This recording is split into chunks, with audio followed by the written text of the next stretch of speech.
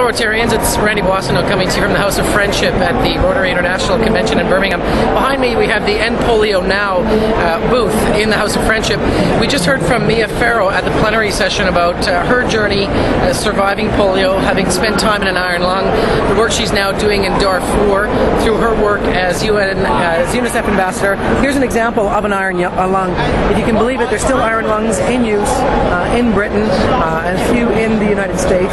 What happens in the iron lung is that it deals with different pressure to simulate breathing, because polio victims would not have had the ability to breathe, and so by spending time in the iron lung, they could actually oxygenate their body.